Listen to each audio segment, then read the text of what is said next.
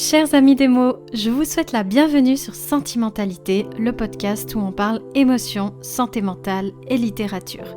Je m'appelle Stéphanie Manita, je suis écrivaine et je vous invite à explorer avec moi tout ce que ce mélange peut donner auprès de mes bouquins ou de mes invités.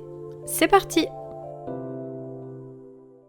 Tome 2, chapitre 1, Pattes froides, cœur chaud. J'ai un petit peu moins d'une heure pour enregistrer cet épisode, donc on va essayer d'aller assez vite, mais en même temps, je n'ai rien préparé. Oui, c'est pas très responsable, je sais. Oui, d'habitude, en tout cas dans la saison 1, j'écrivais mes épisodes, un minimum, je prenais des notes, et ça me permettait d'être spontanée, mais en ayant une ligne directrice. Là, la seule ligne directrice que j'ai, c'est d'où vient l'idée et comment je me suis débrouillée avec la structure et la narration. Bon, on va y aller, de toute façon, je connais mon domaine, n'est-ce pas? Je vous l'expliquais dans des précédents épisodes que la plupart des idées de romans que j'ai me viennent en rêve. Quand j'étais plus jeune, je rêvais quasiment du début à la fin, toute l'histoire du roman que j'avais envie d'écrire. Du moins, c'était mon impression parce que, vous savez, les rêves, c'est un petit peu confus la plupart du temps. Donc, en tout cas, en me réveillant, j'avais encore le souvenir d'une histoire qui se déroulait du début à la fin. Et j'avais même parfois, petite confession intime, le générique de l'épisode ou du film que je venais de visionner dans mon sommeil. Voilà. Évidemment, j'avais pas le temps de voir le nom de la réalisatrice, mais j'imagine bien que c'était moi. Bref. Bien sûr, avec le temps, c'est devenu plus compliqué, plus difficile. J'étais moins connectée dans l'adolescence. J'étais vraiment très rêveuse. Aujourd'hui encore, mais disons que j'ai gagné en pragmatisme. Mon cerveau s'est développé. Et j'ai beaucoup moins de structure, en fait, bizarrement, dans mes rêves. Donc, malheureusement, je n'ai plus de générique de fin. C'est pas la partie la plus intéressante du film, mais bon, voilà. Et donc, c'est beaucoup plus déstructuré. Donc, la plupart du temps, quand je rêve, j'ai une scène qui m'arrive avec des personnages que je ne connais pas, qui tombent du ciel. Et je fais connaissance avec eux pendant une scène particulière. Et ça peut être n'importe quelle scène. Ça peut être juste un moment de tension, par exemple. Une fois, j'ai eu... en immersion, j'étais une petite fille, j'avançais dans un appartement pas très propre, plein de poussière, avec des taches par terre, des assiettes de nourriture gâchées, enfin bref, il y avait des jouets un peu flippants. Enfin bon, je ne continue pas. Mais ça peut être aussi un échange avec quelqu'un d'autre. Alors, des fois je suis le personnage, des fois je parle au personnage. Enfin, toutes ces variantes-là s'ajoutent à mon rêve et je me réveille. Et puis, alors ce qui s'est passé aussi à force de vieillir, c'est que le rêve se dissipe beaucoup plus vite à mon réveil. Donc, il faut que je me dépêche de noter ce que j'ai vu. Et le temps que j'écrive ce que j'ai vu, la plupart du temps, j'interprète déjà ce qui a pu se passer. C'est-à-dire que si deux personnages échangent ou j'ai vu telle chose, je vais faire une interprétation un petit peu psychologique de ce que j'ai vu pour pouvoir déjà dessiner quelque chose de précis. Parce que le problème, c'est que si je n'écris pas très précisément ce que j'ai vu, mais surtout ce que j'ai ressenti, parce que ce que j'ai vu, j'arrive à retenir, mais ce que j'ai ressenti un petit peu moins, eh bien, tout disparaît, mais très vite. Et le problème, c'est que si j'écris pas tout ça, je relis ça quelque temps de manière incomplète, du coup, et je ne sais plus ce que je voulais dire. Ça m'est arrivé avec 2-3 projets qui sont restés là, donc qui sont dans mon tableau, mais je ne sais plus du tout de quoi il s'agit, et surtout, je ne sais plus ce que j'ai ressenti à ce moment-là. Donc, c'est un petit peu dommage. Voilà, donc la plupart du temps, ça se passe comme ça. Je me réveille, je note en général sur mon téléphone, parce que c'est ce que j'ai à portée de main, et ça reste pendant des semaines, des mois, des années. Ça reste à ce stade d'idée, de rêve. D'ailleurs, la plupart du temps, je n'ai pas de nom à donner à ce rêve, donc je mets rêve de la nuit du au. Et puis un jour, soit je rêve de la suite, d'un autre passage, soit je décide de travailler ce projet et j'avance plus dans le détail de la structure, des personnages, etc. au fil de mon inspiration. Ce n'est pas du tout ce qui s'est passé avec Pattes froides, cœur chaud. Oui, vous avez l'impression d'avoir été mené en bateau. Bon, c'est pas grave. Je vous explique. Pat Fred Kershaw, aujourd'hui, c'est le premier, en fait, qui ne provient pas d'un rêve. Et c'est pour cette raison que je ne sais plus d'où me vient cette idée. J'ai essayé, là, en notant juste d'où vient l'idée, l'origine de Pat Fred Kershaw, de me rappeler d'où ça pouvait venir, cette idée d'une fille en surpoids qui va à la montagne pour se reconstruire et qui se retrouve dans une auberge avec des chiens de traîneau et un mec bourru. Je ne sais plus. Voilà. Probablement qu'elle m'est arrivée en plein été, dans la chaleur, et en réfléchissant un petit peu sur quel projet j'avais envie de travailler après mes 2 premiers qui étaient quand même assez costauds. Et du coup, l'idée de travailler avec des chiens, ça a amené un petit peu de douceur dans tout ça, en fait. Et moi qui aime tellement les animaux, je me suis dit, je vais en ajouter. Et j'adore les chiens.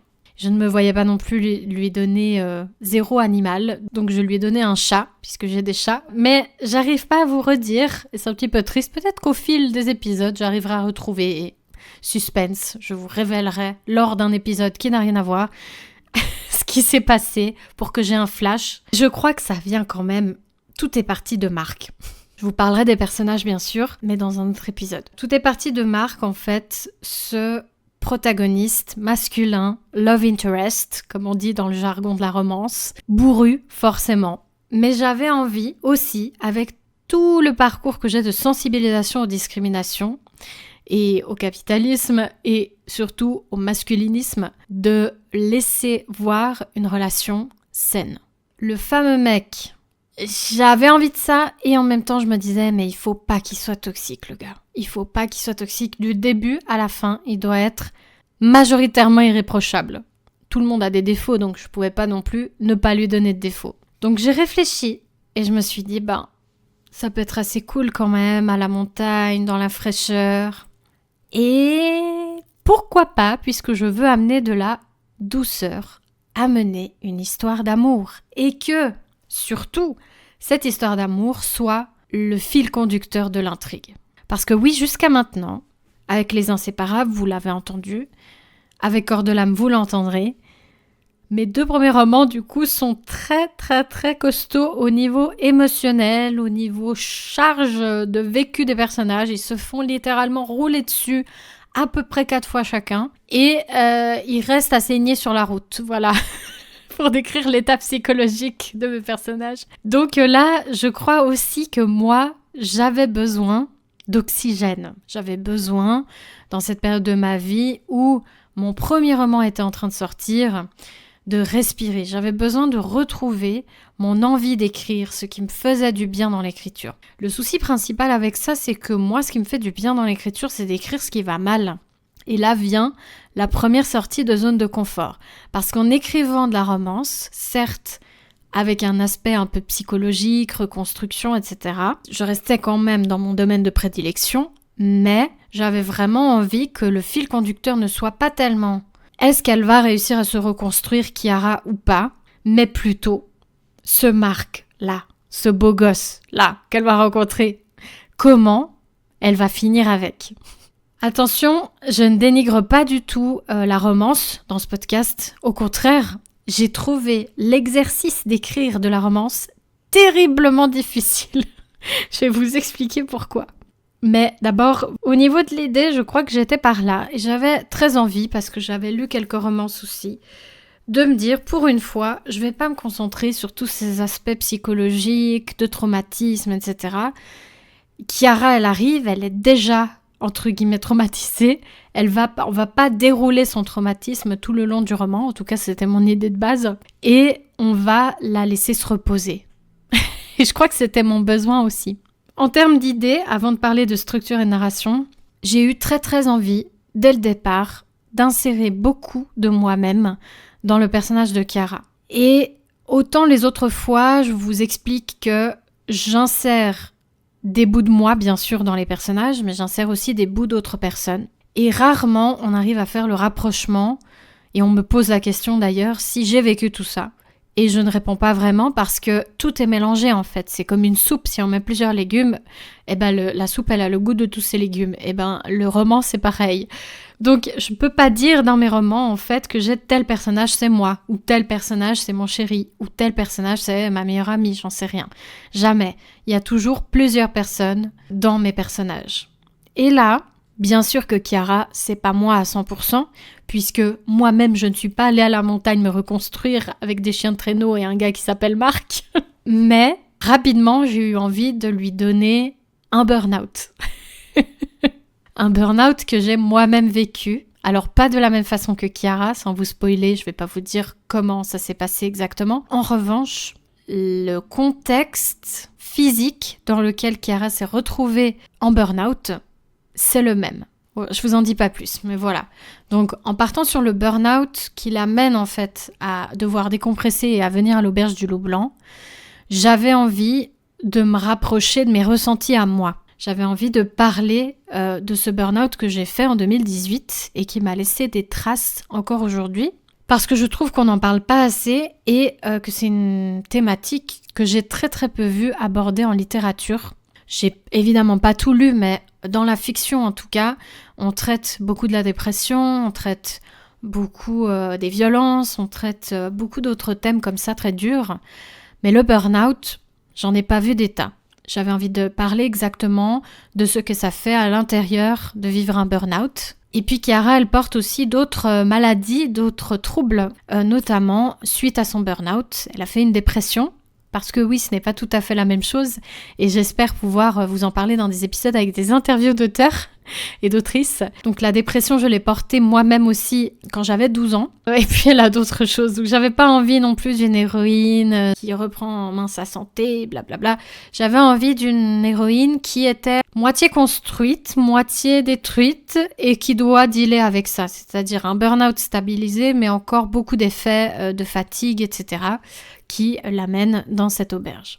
Je lui ai donné aussi à Chiara mes origines, on va dire ça comme ça, puisque je suis moitié sicilienne. Alors je connais très mal ce côté de ma famille, pour différentes raisons que j'aborderai peut-être sur Patreon ou ailleurs. Mais j'ai voulu amener, parce qu'en 2017, je suis allée en Sicile pour la première fois depuis que j'étais bébé. Et j'ai découvert des merveilles là-bas, dans ce pays, parmi ma famille, mais aussi en visitant le pays en fait. Donc j'ai voulu amener des petits éléments et des prénoms aussi. Donc les personnes de ma famille qui vont lire vont voir que les prénoms, certains prénoms ne sont pas des coïncidences. Et ça se retrouvera dans d'autres romans d'ailleurs, avec lesquels je vais faire le lien petit à petit, voilà. Et il y a forcément cette partie aussi du Jura bernois. Donc ma mère est du Jura bernois. Et pour la question des chiens de traîneau, c'est vraiment aussi un désir que j'avais depuis longtemps. Je peux pas dire un rêve, parce qu'en fait, c'est tellement, entre guillemets, facile à réaliser que c'était pas à l'échelle du rêve d'aller faire du chien de traîneau. Mais c'est un désir que j'ai depuis toute petite, depuis que j'ai vu Balto, en fait, pour être honnête avec vous. Et puis, j'avais jamais pris le temps de le faire. Et je l'ai fait seulement quand j'ai commencé à écrire le roman. Voilà pour l'idée.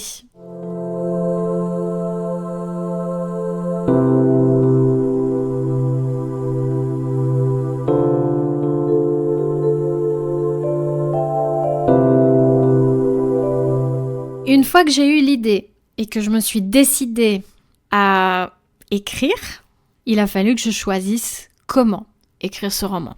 Et là, j'ai réfléchi un bon moment. J'en parlerai plus avant, bien sûr, dans les épisodes suivants, mais je vous introduis déjà la chose. Les Inséparables est écrit, comme je vous l'ai déjà détaillé, à la première personne, et on est du point de vue de chaque personnage. Il y a même des personnages secondaires qui prennent la parole, mais tout est écrit à la première personne et au présent. Pour Corps de l'âme, j'avais aussi essayé de réfléchir à la structure et en fait j'étais tellement dans la lancée et mes personnages me manquaient du précédent roman, donc je me suis dit je vais pas changer en fait la structure et la narration, ça va rester à la première personne. J'ai aussi en plus mystérieusement 4 protagonistes principaux et c'était un mode de narration qui me plaisait vraiment beaucoup. Parce que je suis très à l'aise avec cette façon de faire, j'incarne le personnage, je suis dans la tête du personnage, je ressens ce que le personnage peut ressentir et du coup, je le transmets de cette façon en parlant en jeu, à l'intérieur, dans l'intériorité du personnage. Et ça, c'est des traces qui me restent du jeu de rôle que j'ai fait pendant des années sur forum où on incarnait des personnages. Et je sais pas, j'ai inventé au moins 18 personnages pour un seul forum sur lequel j'étais. Donc, on était vraiment sur une belle flopée de traits de caractère, de personnalité qui étaient à chaque fois incarnés de cette façon à la première personne. Et puis, quand est venu Pas de froid de cœur chaud, d'ailleurs, je crois que j'ai trouvé relativement assez vite le titre, eh bien, je me suis dit, bon, si on part sur la romance, la plupart du temps, c'est écrit quand même à la première personne. J'ai eu envie de garder ça. Concernant le temps de narration, pareil, c'est un temps de narration, le présent, avec lequel je suis très à l'aise et qui me permet d'éviter de réfléchir trop à la temporalité, aux accords. Et dans le cadre, par exemple, où il y a des flashbacks, là, je passe au passé et ça me semble tout à fait logique et j'ai pas tellement besoin de réfléchir à la forme, c'est quelque chose d'assez spontané chez moi. Mais, vu que c'est une romance, même si ça m'aurait plu à mort d'être dans la tête de Marc, j'avais envie cette fois, je crois, de m'éloigner de l'esprit masculin. Peut-être aussi parce que le protagoniste de Corps de l'âme était un garçon, même si on a 4 en vrai. On commence avec Sean. Et là, je sais pas, soit j'avais pas envie... Là, pareil, je me rappelle plus très bien parce que ça fait un petit moment maintenant, mais je crois que j'avais envie qu'on soit pas dans sa tête. J'avais envie de préparer des surprises, j'avais envie qu'il y ait des malentendus, j'avais envie qu'on n'ait qu'une seule vision des choses pour mieux tomber amoureuse de Marc, en fait. Et du coup, je me suis dit, allez, je vais essayer d'écrire que du point de vue de Chiara. Mais alors, quelle galère! Je vous jure. J'ai commencé à écrire, c'était difficile parce que, en fait, mon premier roman, donc Les Inséparables, est sorti en mai 2022 et j'ai commencé à écrire Pas de froid de cœur chaud en mars 2022. Donc j'étais en fait en pleine promo de ce livre. Mais en vrai, ça faisait déjà 2 ans que je savais qu'il allait être édité. Et le problème avec ça, c'est que pendant 2 ans, à part écrire Corps de l'âme, qui en fait était le projet de ma vie, entre guillemets, donc c'était pas la même démarche, c'était pas le même travail. Corps de l'âme, je devais sortir ces choses, je les ai sorties et voilà. Et surtout, il est très très costaud au niveau psychologique, donc j'étais pas dans la même dynamique. Donc là, je reprends l'écriture sur un projet qui n'a même pas 1 an dans ma tête, parce que j'ai eu l'idée, je pense, 1 an avant de commencer à l'écrire. Donc je l'ai laissé poser, alors que Les Inséparables et Corps de l'âme, ils avaient près de 15 ans d'existence dans ma tête. Et là, je me retrouve avec un roman qui est très jeune, avec des personnages très jeunes. J'avais écrit... quasiment rien de la fiche des personnages. En fait, j'avais très peu d'histoire de Marc, très peu d'histoire de Chiara. Peut-être que c'est la raison pour laquelle, d'ailleurs, j'ai ajouté beaucoup de moi dans Chiara, parce que j'avais très peu creusé, sinon, la potentielle histoire qui pouvait être la sienne. Et puis voilà, en fait, le concept était tellement simple que la rédaction était compliquée. Comment j'allais amener assez d'intérêt, assez de rebondissements, assez de surprises pour que cette romance soit de la romance, déjà, parce que c'était aussi ça le but, et pour que ça captive les gens. Et en même temps, je voulais me détacher de ça parce que j'étais en pleine promo de mon livre et j'avais envie d'écrire, tout simplement. J'avais envie de retrouver mon écriture qu'il me semblait avoir perdue depuis un peu plus d'1 an. J'ai mis quelques mois seulement à écrire Corps de l'âme après la fin des Inséparables et du coup, me retrouver en face d'un projet si jeune, si peu développé dans ma tête et devoir tout écrire, c'était compliqué. Même en période d'écriture. Comme je vous l'ai déjà expliqué, je suis quelqu'un qui écrit par saison, en tout cas jusque-là. On verra par la suite que ça a un petit peu changé. Et donc en mars, tout fleurit dans ma tête, j'écris à fond et normalement rien ne peut m'arrêter. Mais là, cette histoire de structure m'a arrêtée. Au-delà du thème qui était quand même compliqué, la structure, la narration, le fait que Chiara ne sache pas tout, m'a mise en difficulté. Très rapidement. Alors au début, bien sûr, elle arrive, elle fait connaissance, etc. Mais de devoir enchaîner les chapitres sans changer de point de vue, ça a beaucoup restreint ma perspective de narratrice et de rester en plus en jeu, où il est impossible d'ajouter une interprétation de tel sentiment chez un autre personnage, une interprétation de scène, du point de vue de ce personnage vu de loin par Chiara. Enfin bon, je me suis mise toute seule dans la galère. Et puis à côté de ça, alors, il y avait aussi le fait que ce soit une romance. Et j'en parle ici en tant que structure et narration parce que la romance, c'est quand même un code assez net de ce que doit être une histoire. Et là où, dans mes 2 premiers romans, il y avait toujours de la romance, c'est sûr, je ne les avais pas écrits avec la romance au premier plan, du moins selon les codes de la romance, avec l'idée de on sait qu'ils vont finir ensemble, mais le cheminement, c'est ça qui est intéressant. Et quels sont les tropes aussi? Donc les tropes, c'est un peu les schémas, si vous connaissez pas, qu'il y a dans les différents genres un petit peu, qui sont un peu immanquables. Donc quels sont les différents tropes qu'il faut agencer pour que ce soit de la romance? J'avais pas cette question quand j'ai écrit mes 2 premiers romans. Parce que j'étais très concentrée sur la reconstruction de mes personnages, le fait qu'ils étaient en train de douiller avec leurs problèmes actuels. Et là, en vrai, Chiara, elle arrive, ses problèmes, en tout cas, elle pense qu'ils sont réglés, en majorité. Elle vient se reposer. Qu'est-ce que je peux faire pour rendre ça intéressant? C'était vraiment un sacré challenge. Avec la romance, c'est vraiment l'envie de légèreté que j'avais aussi, de détacher vraiment cette crasse psychologique d'un personnage qui va vraiment se reconstruire en fait dans la positivité, le plus de positivité possible. J'ai voulu insérer de l'humour. Mais qu'est-ce que c'est dur l'humour! La galère supplémentaire, c'était tellement dur. Parce que moi, j'ai un humour un peu particulier. Je comprends pas toujours les blagues qu'on me fait. D'ailleurs, je suis... En même temps, j'ai beaucoup d'humour, je suis bon public. Et en même temps, pour certaines choses, je peux être très premier degré. Et moi-même, quand je fais de l'humour, je suis assez pinçante.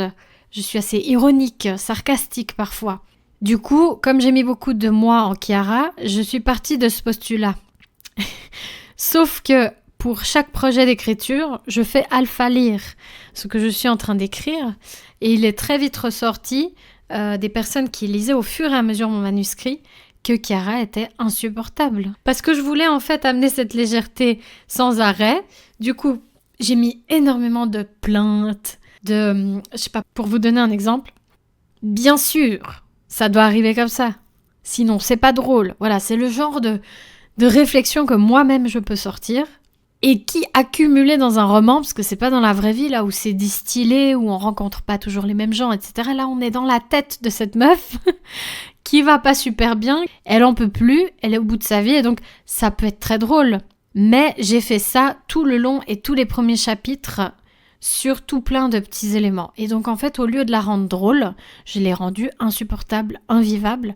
Et c'est quelque chose que j'ai même encore dû travailler au moment de l'accompagnement éditorial de Sarah Schneider, qui m'a dit, là franchement, je m'attache pas en fait à Chiara parce que elle est presque méchante en fait. J'ai dû adapter cet état d'esprit de Chiara et nuancer un petit peu l'état d'humour dans lequel elle pouvait être, d'ironie en fait, où tout lui tombe sur la tête et où elle doit dealer avec ça. Et ça, c'était encore un sacré challenge parce que je n'avais aucune volonté d'être drôle quand j'ai écrit Les Inséparables et Corps de l'âme. Vraiment aucune. Je savais que mes personnages étaient extrêmement malheureux et qu'il leur faudrait rebondir. Donc il y a 2-3 points d'humour, mais c'est très très léger. Le but dans ces romans-là, c'est d'amener de la douceur, de la résilience, etc. Mais c'est pas d'être drôle. Parce que dans ma nature, moi, je suis nostalgique. Parfois, j'ai des humeurs mélancoliques. Donc, on est vraiment très bas dans le négatif. Hein. Et donc, mon humour, il n'y a que mes très très proches qui arrivent à le saisir. Et moi-même qui arrive à en rigoler. Donc, j'étais embêtée avec ça.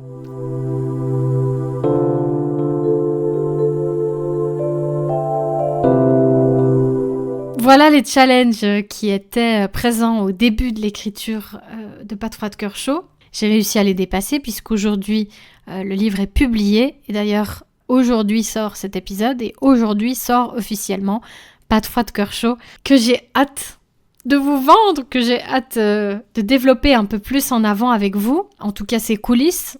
J'espère que vous avez apprécié ce premier tour au niveau de la structure, de la narration et de l'émergence de l'idée. N'hésitez pas à me poser des questions si vous pensez que je n'ai pas abordé certains points. ou que vous aimeriez en savoir plus tout simplement dans les commentaires de l'épisode, ou vous pouvez aussi venir commenter le post que je vais sortir sur Instagram à l'occasion de la sortie de cet épisode. Sinon, il reste aussi l'article de blog que j'édite à chaque fois qu'un épisode sort. Il me semble que j'ai fait le tour, j'ai l'impression d'avoir oublié quelque chose, mais au niveau structure et narration, je vous ai parlé de ce dont il faut. Je pense même que je suis allée un petit peu trop loin puisque le prochain épisode parlera justement des personnages et du genre littéraire. Et là, j'ai déjà bien développé l'histoire. J'espère que j'aurai des choses à dire la prochaine fois. Peut-être que l'épisode sera un peu plus court.